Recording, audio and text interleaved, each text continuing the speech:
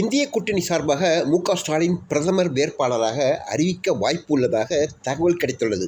பாரத பிரதமர் நரேந்திர மோடி 3 நாள் பயணமாக தமிழ்நாட்டுக்கு வருகிறார். இன்று மாலை அவர் குமரி முனையில் உள்ள விவேகானந்தர் பாறை மீது 3 நாட்கள் தியானம் செய்ய இருப்பதாக தகவல் வெளியாகியுள்ளது.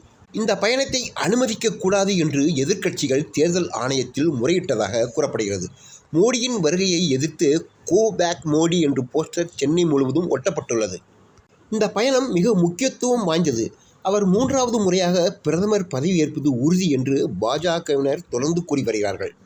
ஆனால் எதிர்க்கட்சியினர் பாஜக 200 தொகுதியை கூட தாண்டாது என்று ஒரு வாதத்தை முன்வைக்கிறார்கள். பிரதமர் மோடியின் வருகை குறித்து சில பிரத்யேக தகவல்களை தெரிவித்திருக்கிறார் டெல்லியின் மூத்த பத்திரிகையாளர் ராஜகோபாலன் அவர்கள். அவர் பிரதமருடன் கடந்த 30 ஆண்டுகளாக தனிச் செயலராக உள்ள அதிகாரிகள் உட்பட 4 பேர் வர உள்ளதாகவும், அவர்கள் இந்த 3 நாட்களில் புதிய ஆட்சியில் இடம்பெறப்போகும் மத்திய அமைச்சர்களின் பட்டியலை தயாரிக்க இருக்கிறார்கள் என்று கூறியுள்ளார். மேலும் பிரதமர் பதவியேற்பு விழாவை புதிய நாடாளுமன்ற கட்டடத்தில் வைப்பதா, அல்லது ஜனாதிபதி மாளிகையில் நடத்துவதா, அல்லது வேறு ஏதாவது ஒரு இடத்தில் வைப்பதா என்பது குறித்து முடிவுகளை தமிழ்நாட்டிலிருந்து தான் வந்து ஆலோசிக்க இருப்பதாக கூறியுள்ளார்.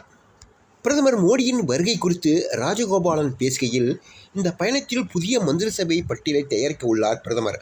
இந்த முறை 50% மந்திரிகள் புதிய முகங்களாக இருப்பார்கள். காரணம், ஏற்கனவே பாரதிய ஜனதா ஆட்சிக்கு மக்கள் மத்தியில் சிறிய அளவில் எதிர்ப்பு உருவாகியுள்ளது. கடந்த 10 ஆண்டுகளாக ஆட்சியில் உள்ள பாரதிய ஜனதாவுக்கு அது ஏற்படுவது இயற்கைதான். ஆகவே இந்த முறை புதிய முகங்களுக்கு வாய்ப்பு அதிகம் கொடுக்க உள்ளார்கள். தமிழ்நாட்டில் இருந்து 4 பேருக்கு மத்திய அமைச்சர் வாய்ப்பு கொடுக்கப்பட உள்ளது. அதில் 3 பேர் பெண்களாக இருப்பார்கள் என்று தகவல் கிடைத்துள்ளது. இதேபோல் 2 ஆளுநர்கள் மத்திய மந்திரியாக வாய்ப்புள்ளது.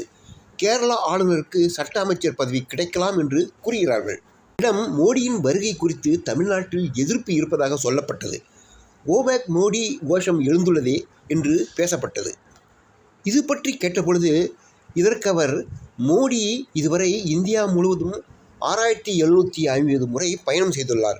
அதில் 60 முறை மேற்கு வங்காளத்தை சென்றுள்ளார், 55 முறை அசாம் சென்றுள்ளார். அதேபோல் தமிழ்நாட்டிற்கு 55 முறை வருகை தந்துள்ளார். ஆகவே இந்த எதிர்ப்பெல்லாம் பெரிய விஷயம் இல்லை.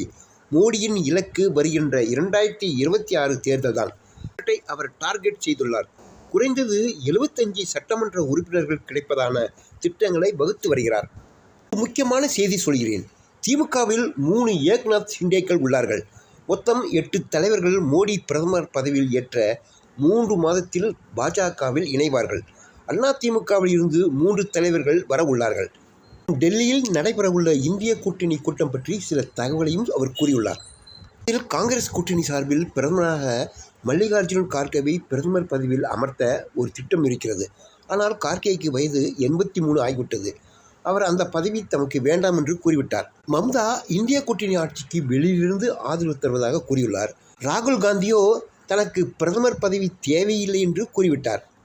ஆகவே பிரதமராகும் வாய்ப்பு மு.க.ஸ்டாலினுக்கு அதிகம் உள்ளதாக கூறப்படுகிறது.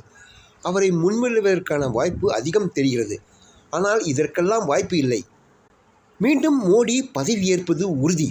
அவர் பதவிக்கு வந்துவிட்டால் திமுகவையும் மம்தாவையும் அரவிந்த் கெஜ்ரிவாலையும் ஒரு கை பார்த்து விடுவார். திமுக பழனியில் முருகனுக்கு மாநாடு நடத்த உள்ளது. அரோகரா அரோகரா என்று சொல்வதைப் போல திமுகவின் எதிர்காலம் ஸ்டாலினோடு முடிந்துவிடும், அதை மோடி செய்து விடுவார் என்றும் பல விஷயங்களை போட்டுடைத்தார் அவர். மேலும் அரசியல் செய்திகளை மற்றொரு பதிவில் பார்ப்போம். வணக்கம்.